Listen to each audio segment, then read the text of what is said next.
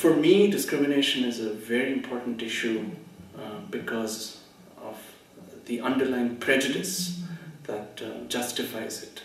And I think one of the big challenges for human rights work is how do you deal with prejudice, and how does one go beyond the instruments of human rights law and mechanisms that we have to address prejudice that really perpetuates discrimination in so many forms. I would describe Vijay, when I was talking about him to my friends, as a visionary, right? So the way he would approach our work and the conversations we'd had was such an intellectual, right? So it was always really interesting working with someone who thought on such a different level to everyone else. On New Year's Eve, we were in one place, and he jumped sort of to drive. Okay, this is horrible in the context, but he went across the country because a close friend of his had a child who was very ill, and he was very close to the child and felt like it was important for him to be at the hospital with them. And you could see that that the fire was almost more in the relationship with the human person, even as his intellectual energy remained on the other front in the work. And that balance between his life's project, which is human rights, and his lived sort of moment, is something that in a lot of ways I just feel like I'm too simple. I'm too simple. That I don't have that depth of multiplicity that he was able to sort of embody. He wanted to provoke people. He wanted to sort of challenge the way they thought, and he also believed that people needed to earn their place through hard work and improve themselves. It always astounds me, how incredible his scholarship is. He was a tremendous writer and thinker, and it's not so easy, to sort of articulate himself in the way that he did.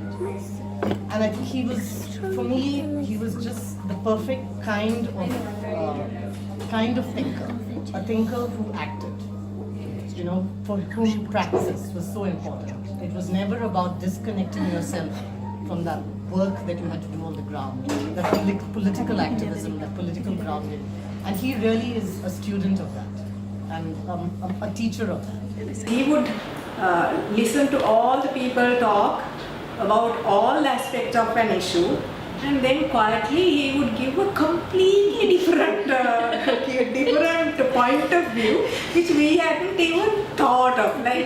How, and we were wondering how he is doing it. Every time we have meetings. Because that was the thing about Vijay. He was the kind of person to inspire love very quickly, very easily, in lots of people. In my view, this is a giant quality in a human being. Because there's not enough love in the world. It's hard to love.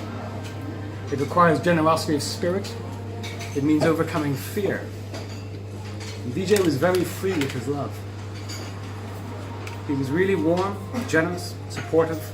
Very sensitive, committed, enthusiastic, fun-loving, humorous, person who definitely intellectual, who had it in him to take questions much further. I think we have to kind of understand that part of this investment drive has also fed off that precariousness. Globally, it's a race to the bottom in terms of cheaper and ever cheaper costs of wages, keeping wages down, depressing wages, so as to be competitive. I think that was, in a sense, the vision that was constantly spun over the last several decades, in fact, and not just by Sri Lanka, but in several countries. And we need to really question that. And in terms of equality between investors and labor, I mean, for me, that's another, when we speak about equality, what does it mean?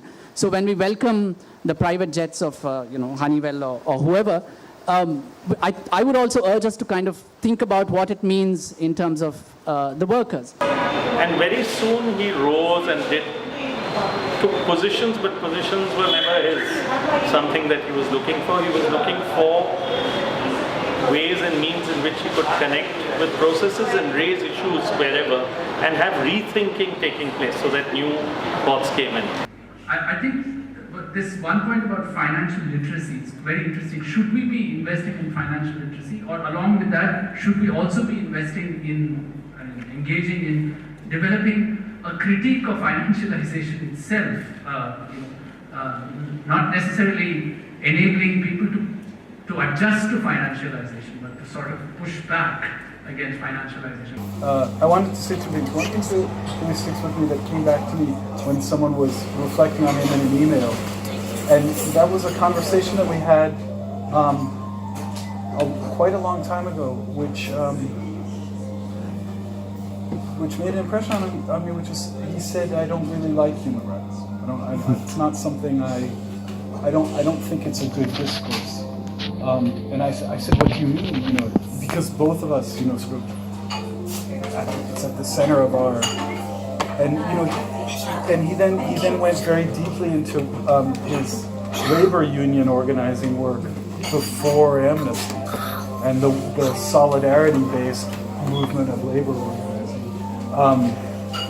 and the way in which he felt as if human rights was, these are his words, sort of selfish, atomizing, and not conducive to movement work in the same way that some of the other things he had been involved in earlier. Being an intellectual, being an expert, like being someone like in that caliber, but he was so good, like down to the ground, like so he has like every time we two of us, like we used to go for street protests, like we marched together, we were like sitting with the trade union workers, plantation workers, we have done like so. He's been like always there, and like I can remember like when once we had like 2016 September we had always this large protest campaign. So Vijay had ideas of where the banner should be hanged and where the chair should be. So he was doing it ever. So I can remember he's climbing on these big ladders and hanging the banners, and so everything he has done so.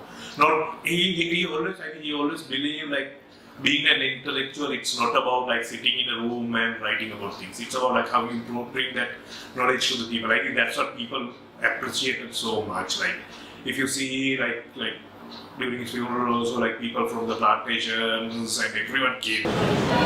He was in fact one of the most compassionate people I've met. In our world, for activists, you meet a lot of very intelligent, very committed people. But for me, Vijay stands out as an intelligent human being who was supremely compassionate. And when he knew that anyone was in trouble or there was a problem, he always made time. And I think that's the basis for a good human rights activist, for a good social activist. So I'm a lawyer by profession, and Vijay used to be very sort of supportive, and when he brought people and we filed a case together, which after Vijay passed, actually we got a judgment, sort of like they won the case. Two plantation sector workers who had been denied housing got their houses. So Vijay is the one who sat in all the legal consultations. When one of the persons who was denied a house, a lady, she was pregnant, she had a toothache that day, and we met here in this office. And then he took her to the dentist up the road to take the tooth out. And then the doctor had told her like she has to gargle every 2 hours. So he kept stopping my legal consultation so that she can gargle and come back.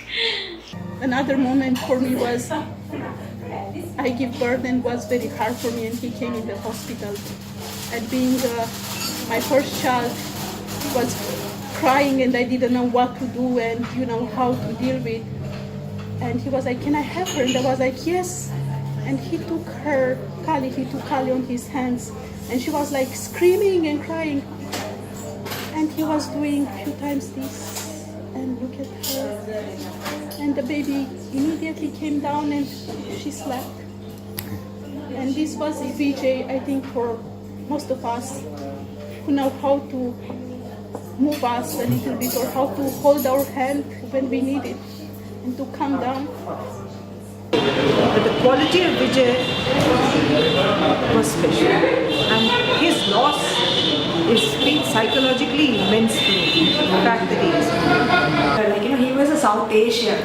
You can't call him an Indian. When he was in Sri Lanka, you can't call him a Sri Lankan, but he was South Asian. It's a tragedy that he went as early as he did, but it is many of the things that he has raised will be taken forward by many of us, and that's the only tribute we can pay to him, because his commitment was to those ideas and thoughts. So what he has done when he was here, that's still enough to keep us going, and I think that's something that I always say, I still work in LST now because I can't leave it now, because then I will betray Vijay's dreams. So I'll fight for that, and I will be here because we had a common dream and we had so many plans. I will try my best to fulfill those dreams. So this place is very sacred to us. Yes. It's called Manachole, which means Memories Garden. Again, we've had many conversations with Vijay about it also. How do you remember loss? How do you remember those who have been disappeared? Sorrow and pain, but in a way that is living and in a way that is about growing something new collectively. So this is a garden where many of the trees have been planted in memory of someone by their loved ones. And it's a kind of a growing thing, and we want to keep growing more trees and more plants. So it's kind of a community space, in a way like a living museum in Memories Park. And tomorrow we will be planting some more trees, as well as a tree in memory of Vijay as well.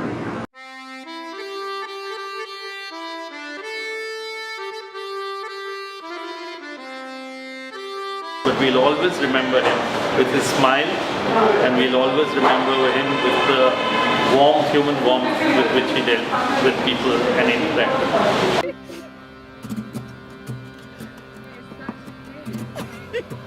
Wheelie! Wheelie!